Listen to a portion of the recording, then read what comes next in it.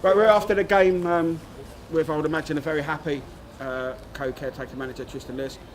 Tris, I mean, I said to Harry in the week that the recent loss was a bit of a blip, and I think today's win sort of backs that up because we have got a decent home record of late. Yeah, I think, listen, we were all disappointed last week. I think Tuesday night probably got us a bit of confidence back, and that was important against a strong side, but we've been excellent at home. And it's easy to be critical. As I just said to you, we've lost one home league game since the 12th of November, and we've lost 2 games in the last 8.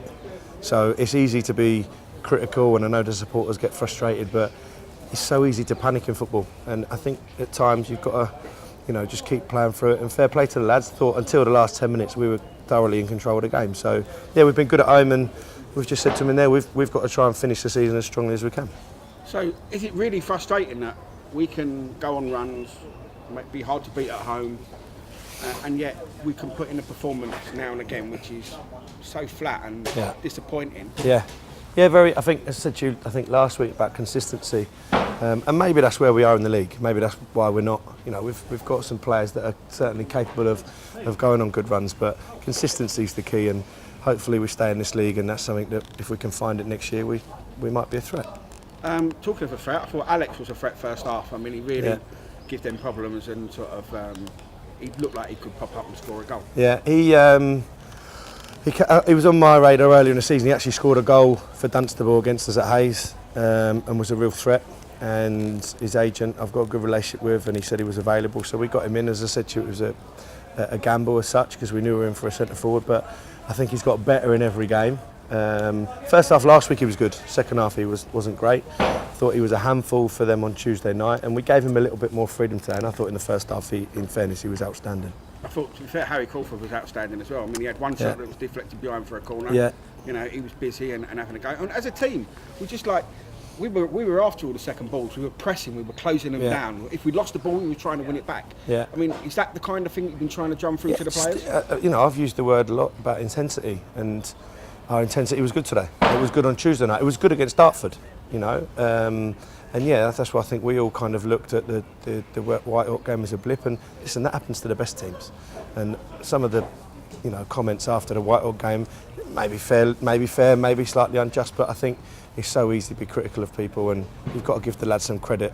They've responded against Bromley on Tuesday and followed it up today, and that's all we can ask of them. Their threats are getting it forward, getting it in behind, getting it over the top, and that's the only way they really look like scoring today. And Chris, to be fair, has made 3 good saves. Yeah, the lads just gave him a little ripple of applause in the change room. I thought he made some fantastic saves, but I was surprised how direct they are, in fairness, and they were a threat. But again, our back 4 have been outstanding. For me, that's never a penalty.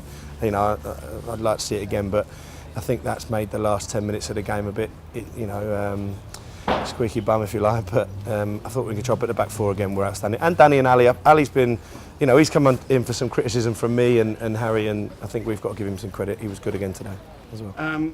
The referee, I think they went berserk because Fishy headed it behind, and the refs give a goal kick. Well, they've gone mad. The players got booked. Their managers got sent off. So you can understand as an away team. I'm going to come on to the referee. He made a few decisions against us. The penalty, I didn't think it was a penalty. You didn't think it was a penalty. And then we got 5 minutes added on, and we're playing 7. Ridiculous. Do you think the referee brought a lot of it on himself today? Absolutely. I felt sorry for the linesman. And in fairness to the liner, even he was saying that some of the decisions he couldn't understand. But the 7 minutes is absolutely. We've got lads walking wounded at the end, ultimately, and the penalty has changed the complexion. We've had a good chance to go 3-0 up. In fairness, Harry should put us 3-0 up, and I think we cruised to the end. But some of the decisions, for both teams, by the way, not just for both teams. Will probably admit the same. I had a chat with him at the end, and I think he's sat over there. He's probably as mystified as we are at some of the decisions. But let's be honest, it was all about 3 points, and we've got them. And we wrote on the board beforehand whatever it takes, and today it was whoever it took. If you ever go at referees after games and you lose, it sounds like sour grapes. Yeah, absolutely. You won. That's we have lost, it would be the same kind of thing for both teams. I think that it just put everyone on edge, and when you're in the situation we're in, where we're still fighting for points, things like that can cost you. It can cost people jobs, and livelihoods. And I thought he was poor today, but I think I don't want to talk about him. I think it's about the lads, and they certainly deserve the praise today. Harry said, and you said off camera, today's all about a reaction. Yeah. They owe the fans. They Yeah. may have owed Mark, yourselves, Yeah. and the club. They owe Do you think themselves. they paid you back? Yeah, listen, it's easy, as I've said so many times, to be critical. And yes, against Whitehawk in the second half, it was a performance that we were all embarrassed by. And I think they have certainly paid that back. We all work extremely hard, and it's, it is a results-driven game.